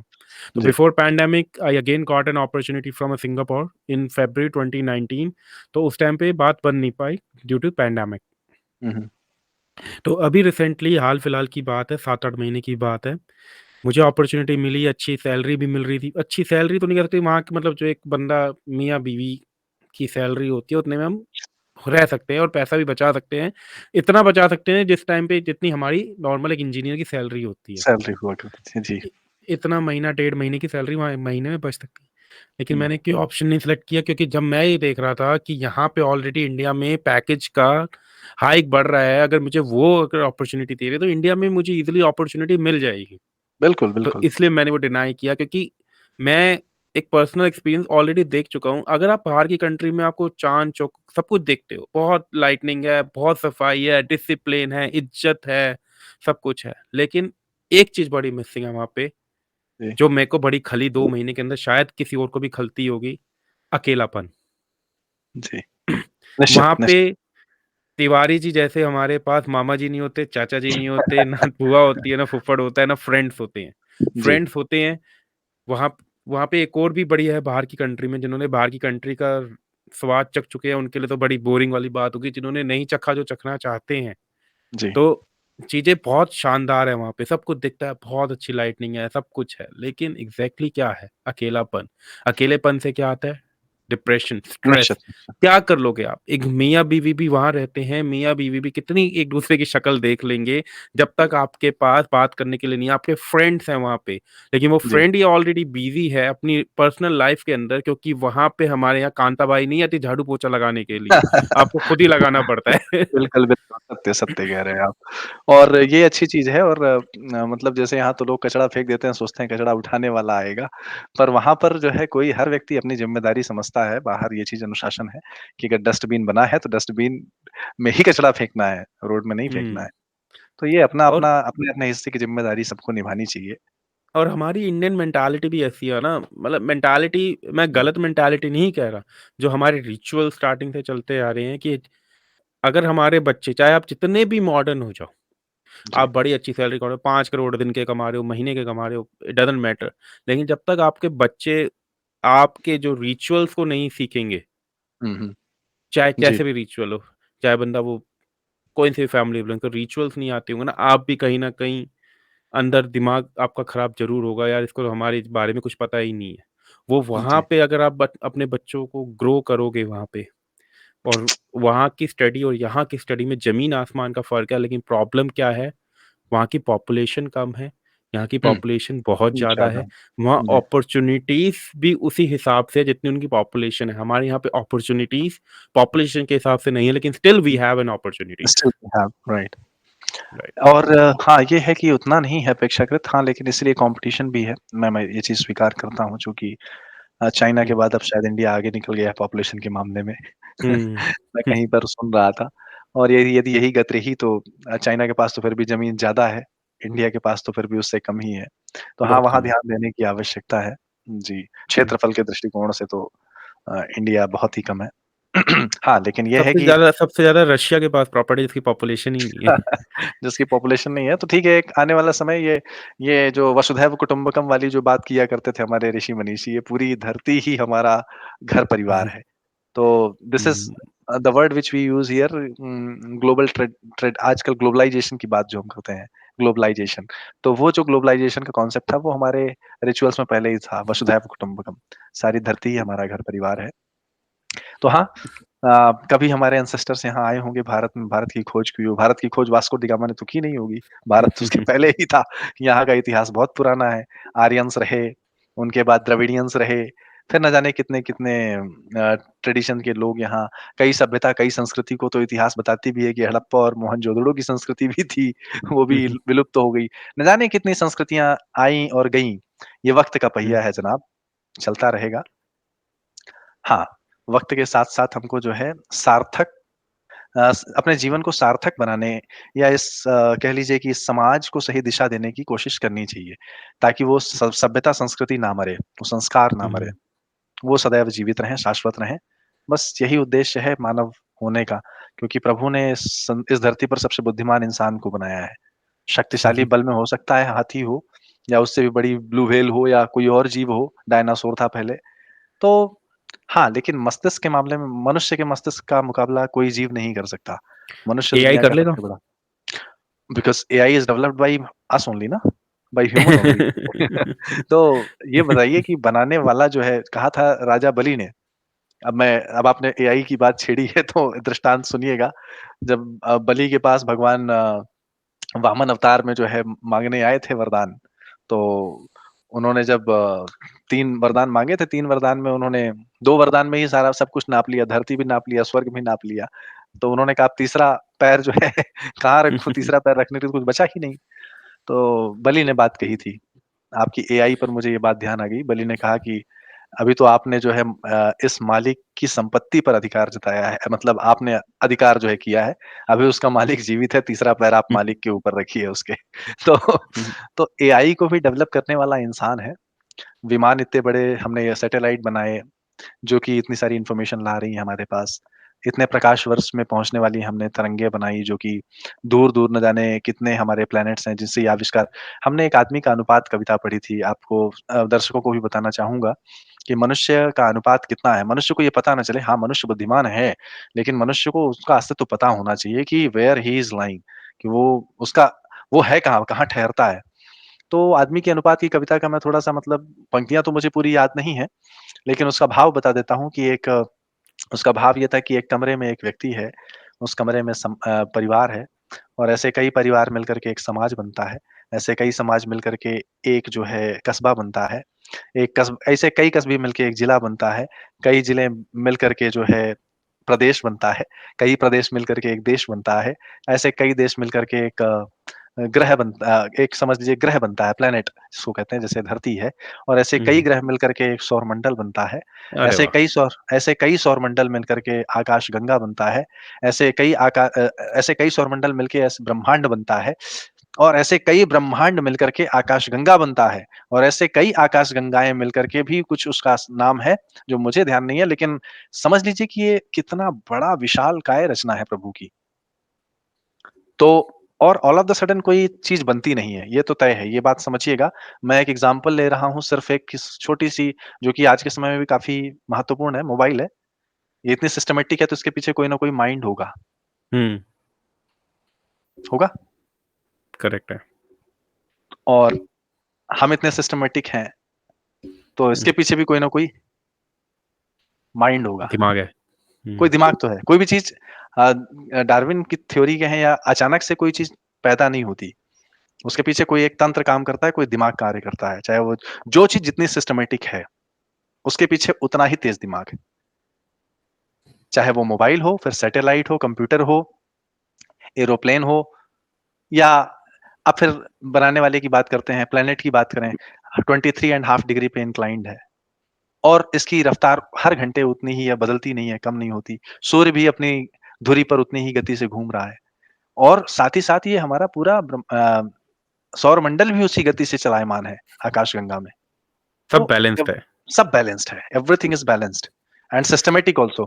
जिस बनाने वाले ने इस शरीर को बनाया है, एक जीवन भी उसके अंदर पनपता है, चाहे वो मैं इंसान हो, वही बात कह रहा था। चाहे आपने स्टार्टिंग में एक चाहे बात जानवर। कही थी, तो मेरी बेइज्जती नहीं कर रहा, मेरे बनाने वाले की बेइज्जती कर रहा जिसने तेरे को खुद बनाया करेक्ट, करेक्ट। है। तो निश्चित रूप से सत्य है, इसमें कोई दो मत नहीं है। तो मनुष्य, फिर भी मैं ये कहूंगा कि हाँ, उसको अहम ना हो पर महान है, और क्योंकि बनाने वाले की रचना उसको फक्र हुआ होगा मनुष्य बना करके भी उसने बनाया है, तो बनाने वाले के लिए मतलब हमें उसके प्रति कृतज्ञ रहना चाहिए और उसको हमको भूलना नहीं चाहिए किसी भी वक्त, ताकि हमारे अंदर ये अहम ना आए कि जो कुछ कर रहा हूँ मैं कर रहा हूँ। Everything you do gives the credit to him. Till the time you will be learning, you will be growing. The day you think that it is doing you, you stop learning, you are becoming egoistic, है ना? You are becoming egoistic. तो अहम वो ना पनपे, बस इस बात का ध्यान रहे कि हाँ, बस प्रभु जो है आपकी कृपा है। जो कुछ है मैं उसकी दया से कर रहा हूँ, उसको श्रेय सौंपना चाहिए। It will became a tagline of this podcast कि आपको सीखते रहना चाहिए, कभी रुकना नहीं चाहिए। चाहे कुछ भी एग्ज़ैक्टली। सीखो, चाहे खाना बनाना ही सीख लो, लेकिन सीखो। सुस्त करेक्ट, ना बैठो। Correct, correct. मन ठीक को है सर, हारे। एक और क्वेश्चन है। जी, देखो, जी, मैं जी, आईटी से रिलेटेड नहीं पूछूंगा क्योंकि अब मेरा आईटी से थोड़ा सा इंटरेस्ट है, तो बहुत ज्यादा प्यार जी, करता हूँ मैं आईटी से। जी, जी, सेकंड, लेकिन मैं आपसे एक क्वेश्चन पूछूंगा जी, अवश्य। कि एग्जैक्टली जो एक पढ़े लिखों का क्वेश्चन होता है, मेरा भी है कहीं ना, एग्जैक्टली क्या एस्ट्रोलॉजी कहीं काम करती है? लेकिन मैं डिटेल में अगर लोग कहेंगे तो मैं इसका एक सेपरेट पॉडकास्ट बनाऊंगा along with you, which will be specifically on astrology, जी, what exactly it is, how it exactly works, and how it impacts to others' life, and what kind of stars which sum up together to provide the benefits and the side effects. वो मैं अलग से आपके साथ, अगर लोग कहेंगे इस पॉडकास्ट के बाद कि हमको बनाना चाहिए, तो हम जी, जरूर बनाएंगे। लेकिन अगर आप एक छोटे से क्वेश्चन का आंसर दो, we will go in a detail in next podcast, which will be specifically only for podcast if audience actually wants to get it created on astrology. तो क्या एस्ट्रोलॉजी हुँ। रियल है? सबको पता है कि होती है, सबको तो नहीं, बहुत ज्यादा रेशियो जो है पता है। क्या एस्ट्रोलॉजी एग्जैक्टली इंसान के लिए इम्पैक्ट होती है, या कुछ ऐसा होता है कि जिसके कारण लोगों की लाइफ बहुत ज़्यादा हैपनिंग होती है या बहुत ज़्यादा परेशान होती है? क्या मैं अपना क्वेश्चन ढंग से रिफ्रेश नहीं कर पाया, लेकिन आप समझ गए बहुत होंगे। अच्छे से आपने बहुत अच्छे से प्रश्न किया है और बहुत एस्ट्रोलॉजी के इस विषय पर ये बहुत ही सारगर्भित प्रश्न किया है और अपने और बहुत शायद मुझे लगता है हर व्यक्ति के ज़हन में ये कॉमन प्रश्न होगा। मुझे ऐसा हुँ, लगता है और चूँकि मेरे से ये प्रश्न पहले भी हो चुके हैं, तो मैं उसका एक छोटा-सा उदाहरण देता हूँ और वहीं से बात शुरू करता हूँ।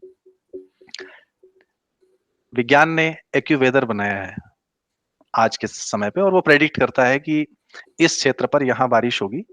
That is hmm, again prediction based on the climate conditions which they are analyzing, where the clouds are coming from, कहाँ से हवा उठ रही है, किधर की जा रही है, विंड किधर है।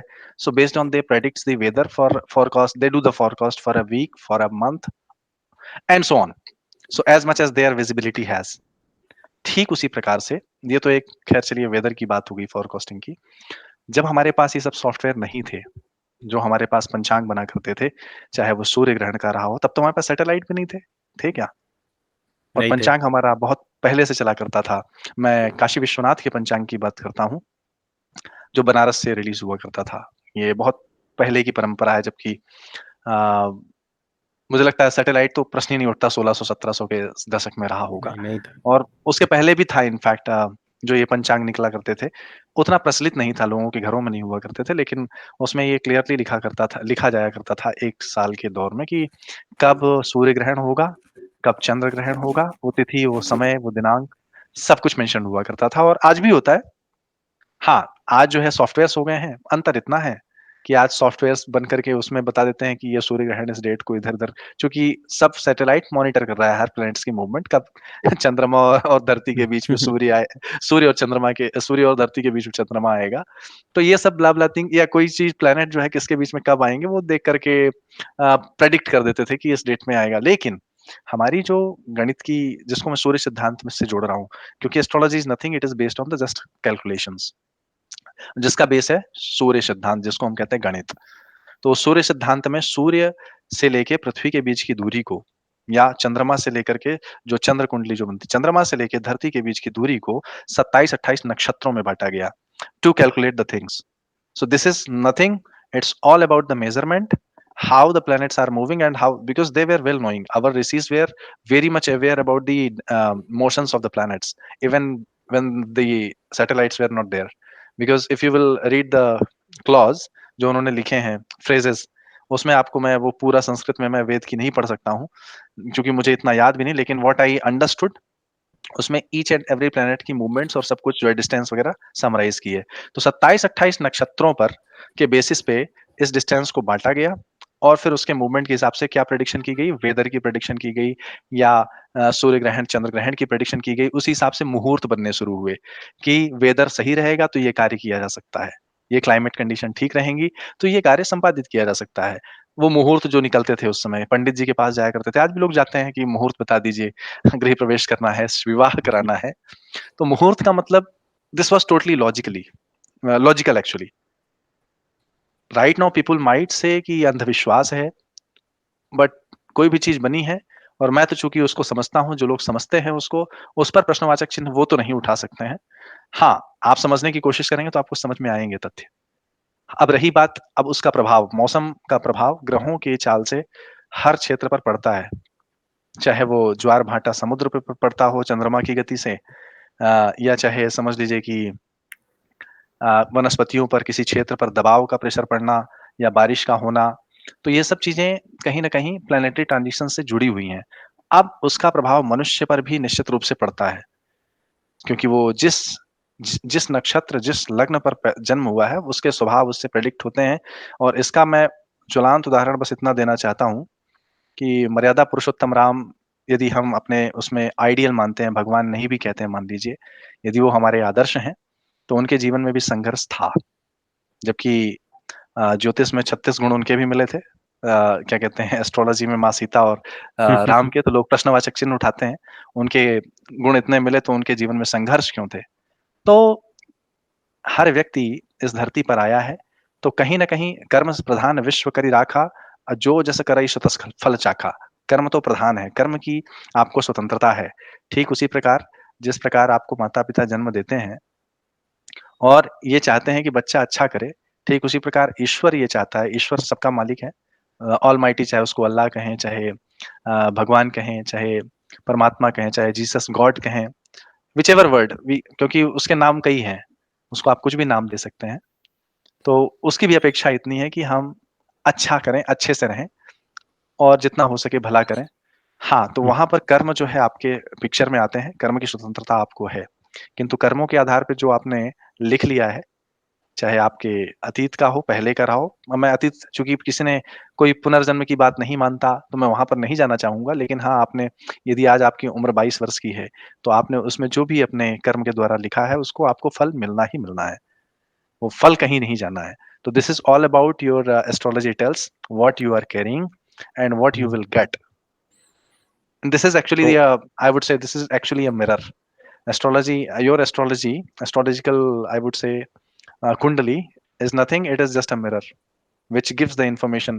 Only the thing is that a person who should be able to um, calculate it very clearly, then only beliefs comes in. Otherwise, what happens that people, sometimes people goes to the people like who are not, अधजल गगरी छलकत जाए वाला हाल जो हमने अभी पढ़ा था, किसी को आधा ज्ञान है, आधे ज्ञान से वो कुछ बोलता है, तो वो फिर उस पर जो है मतलब प्रश्नवाचक चिन्ह उठाना शुरू कर देते हैं वो लोग। तो जिसे ज्ञान है, तो निश्चित रूप से ये एक विज्ञान है, और जो सुव्यवस्थित विज्ञान है उस पर प्रश्नवाचक चिन्ह उठता ही नहीं है। तो ये विज्ञान है, हाँ, उसको जो जानता है वो समझेगा उसके मर्म को, और जो नहीं जानता तो उसके लिए वो एक गूढ़ मतलब गूढ़ विषय ही बना रहेगा हमेशा के लिए।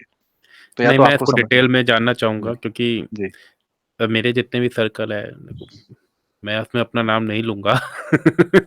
जी, तो मतलब majority of the people they don't believe this hmm, astrology, कहीं हुँ, कुंडली दिखाना। कहते हैं कि कुछ नहीं होता यार, जो लिखा है वो तो होना ही होना है। हुँ, तो अब वो बस थोड़ा-सा, जैसे आपने बताया मुझे स्टार्टिंग में कि हाँ, मैं एस्ट्रोलॉजी, जैसे मैंने ही ऑडियंस को बताया कि एस्ट्रोलॉजी, तो मुझे लगा कि ये question this is the right time I can easily raise this question in front of you. या तो इसलिए आई मैंने थिंक ये क्वेश्चन यू पूछा, लेकिन हम you स्पेशल correctly करेंगे point. इसके लिए। Definitely, I will be more than happy even to showcase, a few things which I learned when I was residing in UK. I was getting some time. तो मैं कुछ books वहाँ पढ़ता था जो अपने यहीं की थी, वहाँ के अंग्रेजों ने लिखी थी। हुँ, Then I started learning कि they have done lot of things, lot of thesis which India is not doing right now. They are doing. Hmm, Maybe they are getting time, they are getting resources, so they are investing their time and things to understand what the saints have written. So they are inventing it. मैं एक पुस्तक का नाम लिखता हूँ कि जहाँ पर विज्ञान फेल हो जाता था, और the anatomy of the spirit, the book's name is anatomy of the spirit. I would like to give this name uh, to the audience of our watchers जो देख रहे हैं। I'll mention the description. Ji, I'll mention the Ana description. thank you. So, Anatomy of the Spirit is one of the book which tells about, and uh, the writer of the book is from it's very well known. I know the book, even some might have already gone through with it, but if not, probably one need to read it. The people who thinks that astrology is nothing. So from there the science becomes, जहाँ पर कई सारे ऐसे असाध्य बीमारियां थी जिनका उपचार मेडिटेशन से हुआ, ऐसे कम से कम 300 केसेस के एविडेंस उस बुक में है, जो अमेरिका के एक बड़े सरकारी अस्पताल जैसे यहाँ एम्स है, हुँ, वहाँ हुँ, पर असफल होके डिक्लेयर कर दिए थे डॉक्टर्स ने कि इलाज नहीं हो सकता, या बड़े-बड़े डॉक्टर्स ने मना कर दिया था, and they were recovered through the um, anatomy of the spirit, जो 8 चक्र होते हैं शरीर के। द 8 एनर्जी सेंटर्स, चक्र के मतलब nothing but it is energy centres which are being hmm. Controlled through your eating habits, through your daily habits. So if you change it, you make your energy centers stronger. So that's what चलो, I mean. This is all about science. मैं भी This पढ़ूँगा is all about science. अगर जी। Time मिला तो। तो यदि हम किसी प्रश्न मैं मतलब उनको उनके लिए कहना चाहता हूँ, यदि हम किसी विषय को नहीं जानते, तो उस पर वो कुछ नहीं है, हम ये कहने नहीं के करो। अधिकारी नहीं। हम कहने के अधिकारी नहीं हैं। सिंपल सी बात है। यदि मैं किसी हुँ, विषय को नहीं जानता हूँ, हुँ, यदि मैं किसी विषय को नहीं जानता हूँ, तो मैं उस पर ये कहने के लिए ये सब व्यर्थ है, मैं उसके लिए अधिकारी नहीं हूँ। ये थंब हुँ, रूल है, and I think we should remember it, and everybody should remember it. We will be able to comment once we know yes it is nothing, once we have got the specialization, and हमारा स्तर उससे ऊपर आ गया है, या हम उसको गलत प्रूफ करने के मतलब हमने उसको पढ़ लिया है और सक्षम हो समझ चुके लिया हैं। है, सक्षम हो चुके हैं, then I think hmm. yes you will be able to convince. Otherwise I think बात वही है ना कि हाथी चलता है, कुत्ते तो भौंकते रहते हैं। बात वही है कि अब जैसे यहाँ पर देखिए कि कई सारे लोग कुछ अचीवमेंट्स लेते हैं, तो कुछ लोग उँगली भी उठाते हैं समाज में कि ये डिजर्व नहीं करता। अब ये पता नहीं कैसे पहुँच गया, चाहे वो उस समय केजरीवाल रहे हों, चाहे मोदी जी रहे हों। राजनीतिक मैं रूप नहीं देना चाहता चर्चा को, लेकिन एक उदाहरण के बतौर बता रहा हूँ। तो क्वेश्चन उठाने वाले लोग भी होते हैं, हाँ, लेकिन ये आपको ये समझ लेना चाहिए कि क्या आप क्वेश्चन उठाने के अधिकारी हैं?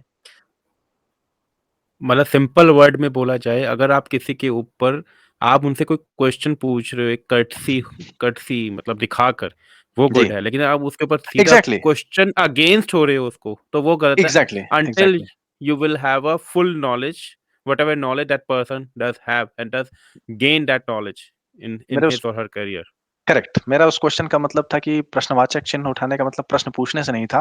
प्रश्न आपने हुँ, बिल्कुल सही पॉइंट आउट किया है। प्रश्न उठाने का मतलब ये था कि मतलब उसको ये अथॉरिटेटिव बताना कि ये कुछ नहीं है, this is nothing, hmm, we are hmm. Not, we should not, unless we prove that we have done the analysis, we are We able to must have the prove study that. in our hand. We must have a Exactly, study in our hand exactly, if we are raising a question against to that person. right, exactly. मैं अभी एक serial ही देख रहा था, तो उन्होंने कुछ ऐसी बात कर रहे थे कि जी, अगर जैसे एक बेबी होने वाला होता है, तो उस टाइम पे ये एक्सरसाइज़ होनी चाहिए, ये ये पढ़ाना चाहिए, ये मेडिटेशन, ये योगा होना चाहिए, तो वो उस बेबी की जो डेवलपमेंट है बहुत तेज़ होती है, अच्छी करेक्ट। होती है। और जी, उसने लेडीज़ एग्ज़ाम्पल दी, जब मेरा फर्स्ट बेबी था, ठीक है? उसके ये इतनी तेज़ डेवलपमेंट नहीं हुई जितनी मेरी सेकंड बेबी की हुई, क्या एग्ज़ैक्टली, क्योंकि मैंने उसको ये थेरेपीज़ दे दी थी। तो ये यस। एक बंदे ने क्वेश्चन रेज़ किया, this is a false claim, कहीं ऐसी स्टडी प्रूवन नहीं हुई है, it's all about the genetics कि हुँ, हुँ। पहले बच्चा है तो हर कोई इंसान एक-दूसरे से अलग है, चाहे वो सगा भाई भी हो या सगा बहन भी हो, हर एक एक-दूसरे से अलग है, हर किसी का दिमाग और किस्मत अलग है। देखिए अब इस विषय पर अगर बात करें तो एक गर्भाधान संस्कार होता है। जेनेटिक प्लेज़ ऑब्वियसली हुँ, इम्पोर्टेंट रोल। हुँ, अ, हुँ। अन्यथा अब नियोग एक शब्द है, मैं उस पर अभी नहीं जाना चाहूँगा। वो एक नहीं, बहुत लंबा हो विस्तृत जाएगा। चर्चा हो जाएगी। तो होता क्या था कि जेनेटिक तो ऑब्वियसली एक that plays an important role, but along with it the day when mother conceives a child, the journey starts right from there. It's not like when the child is getting born, then only the things come into picture. Hmm, hmm, The hmm, things hmm, really hmm, hmm. comes into picture the day when a mother conceives a child. तो उसी को कहते हैं गर्भाधान संस्कार। और वहां से यदि आप एक माँ अच्छी पुस्तकों का अध्ययन करती है या उस टाइम पर वो anatomy of spirit talks about these things. So वो बच्चा किस महीने में जो डॉक्टर बताते हैं कि ये खाओ, डाइट चार्ट लिखते हैं ना हुँ, हुँ, हुँ। कि इस महीने में बच्चे का हृदय डेवलप हो रहा है, इस महीने में मस्तिष्क डेवलप हो रहा है, हड्डियाँ बन रही हैं, आँखें बन रही हैं, सो आपको ये खाना चाहिए, ये विटामिन्स की चीज़ें लेनी चाहिए। That is called diet chart जो कि गायनोलॉजिस्ट देती है मदर को, तो रिकमेंड करती है। तो एनाटॉमी स्पिरिट वही बताती है कि वो जो 8 चक्र होते हैं एनर्जी सेंटर्स बच्चों का वो डेवलप होता है राइट फ्रॉम द डे जब से मदर कंसीव करती है, तो उसके लिए आहार क्या होना चाहिए? तो मूलाधार जब डेवलप होता है तो you should eat the things which are you know hmm, growing inside earth, जैसे हो गया शकरकंद हो गया, पोटैटो हो गया, ये सब खाने से आपका मूलाधार स्ट्रांग होता है, मूलाधार चक्र जिसको कहते हैं। So that books talks about these things. तो these are the science only जो कि हुँ, हुँ। हमारे इसमें रिचुअल्स में लिखा है कि आपको आहार कैसा रखना चाहिए, एक मदर को डाइट कैसे लेनी चाहिए। हाँ, अब चूंकि हमें we are relying in the age of science only, so we are relying on doctors to decide our diet chart because uh, we are not conveying our inheritical knowledge. That's why we are totally dependent on the doctors to describe right. our own diet chart. So this is what happening actually. But हाँ, जो parents थोड़ा सा जैसे आज के समय में जो कॉन्शियस होते हैं या कह लें अभिमन्यु जिसका जन्म से जो है जब हुँ, जन्म हुआ तो उसको जो है चक्रव्यूह भेदन की कला तो आती थी जितना उसने सुना था। So this is what we have learned from our history. So these are hmm, not hmm, the hmm. fake things. These also plays important role up along with your genetic things. Genetic factor is obviously plays important role जो कि right. आ रहा है, माता पिता के जैसे गुण होंगे वो बच्चे में होंगे, इसमें तो कोई दो हुँ, मत नहीं है।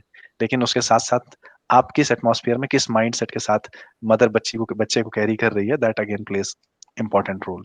इम्पोर्टेंट रोल है, करेक्ट। ओके मनीष जी, बहुत अच्छी कन्वर्सेशन हुई आपके साथ, जहाँ आईटी भी डिस्कशन हुआ और क्या कहते जी, हैं, कविताएँ भी थोड़ी डिस्कस हुई, संस्कृत भी डिस्कशन हुआ, हिंदी भी डिस्कशन हुआ, इंग्लिश भी हुई और क्या कहते जी, हैं, एस्ट्रोलॉजी का भी हमने एक थोड़ा-सा बेसिक क्वेश्चन पूछा, जी, लेकिन we will come to that point to make a full podcast only on astrology.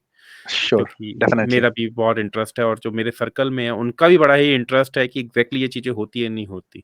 हम जी, किसी जी। को बोलते हैं, "यार, तेरे में कोई प्रॉब्लम चल रही है, एक बार पंडित को दिखा लो।" "अरे! हुँ, कुछ नहीं हुँ, होता यार, हो जाएगा ठीक।" लेकिन हुँ, हुँ। एग्ज़ैक्टली कहीं न कहीं वो इम्पैक्ट करती है। इट स्टार्स जो है बहुत I will हिम्मत वाले say हैं। how it is related, how you can make yourself positive with this knowledge by doing your own thesis. Even you can easily understand what's how the chart is being designed. Because being as mathematical field से मैं था science के, चूंकि मेरी उत्सुकता बचपन से रही, वही मैंने कहा मैं इंजीनियरिंग पढ़ते पढ़ते भी वो मैं उत्सुकता के कारण मैं सीखने लगा, उनके पास हुँ, जाके हुँ। बनाने लगा without having any in लिeu of कि मेरे को कुछ पैसे मिलेंगे। I was not in that thought कि मेरे को उससे कुछ कमाना है या कुछ चाहिए, मेरे को ज्ञान चाहिए था, मेरे को ध्यान से। सीखना था। तो वो चीज़ मैंने देखी एंड द वे चूँकि मैंने पुस्तकों का अध्ययन भी किया तो आई अंडरस्टूड कि how it is correlated and when I'm correlating with my life also, so I can see it's very much impacting what I have learned after so हाँ, ये भी लगता है कि अध्ययन ज़्यादा नहीं करना चाहिए, नहीं तो अध्ययन करके व्यक्ति इतना समझ जाता है ना, तो the things happens like that only. I don't know, maybe you are gaining that knowledge कि हाँ, इस लेवल का आपने थीसिस कर लिया। किसी कुंडली का प्रेडिक्शन करना इतना आसान नहीं है। नहीं। It takes very, very serious analysis. It takes very, very serious analysis considering lot of factors actually. So then only you will be able to predict very accurate things, otherwise नहीं, मैं आऊँगा इस पॉइंट के ऊपर ना, मैं सीधा जी, astrology के पॉडकास्ट तो आपके साथ हाँ, हाँ, शूट हाँ, करूँगा, जहाँ आपके पास कभी भी टाइम हो, ज़रूर जी, जी, आऊँगा मैं इस पॉइंट के जी, ऊपर। जी, जी, ठीक है मनीष जी, बहुत-बहुत शुक्रिया अपना कीमती समय और देने के लिए। हम तो सभी को कहते हैं अपना कीमती समय, क्योंकि time is money. Time is तो मनी ऑब्वियसली। समझे या तो आपने बहुत अच्छा टाइम दिया, बहुत अच्छी-अच्छी बातें हुई आपके साथ। मैं तो कहता हूँ कि पॉडकास्ट की इंडस्ट्री इतनी बूम हो जाए कि 3-4 घंटे के पॉडकास्ट में अच्छे-अच्छे बंदों से बात करने को मिलेगा, सीखने को मिलेगा कुछ ना कुछ। लेकिन अभी क्या करें, थोड़ा जी, समय का प्रभाव भी है सबके पास। लॉकडाउन हाँ, नहीं है कि सबके सब फ्री अच्छा, है। ये बात सत्य है आपकी। और मेरी भी बहुत-बहुत शुभकामनाएँ हैं, और आपके इस मुहिम को लेकर के मेरी बहुत-बहुत शुभकामनाएँ, और बहुत मैं देख पा रहा हूँ अच्छे से कि this is definitely going to you know inspire lot of people who are really working in their field. Maybe they are studying, maybe they are doing their job. So कहीं ना कहीं कुछ ना कुछ अगर प्रेरणा मिल जाती है, तो ये सार्थक है आपका और हमारा दोनों का समय। और आपका ये कदम भी बहुत बहुत सार्थक है। बहुत बहुत शुभकामनाएं आपको। फिर थैंक शेष यू। वार्ता जो है नेक्स्ट सेशन में कभी मुलाकात करके करेंगे। एस्ट्रोलॉजी के जी, ऊपर अभी आगे। जी, जी, वन्स अगेन, अवश्य। Thank you once again Manish ji, and you have a wonderful day ahead. Thanks, and thanks to everyone for watching this video along with Arun and me. Thank you.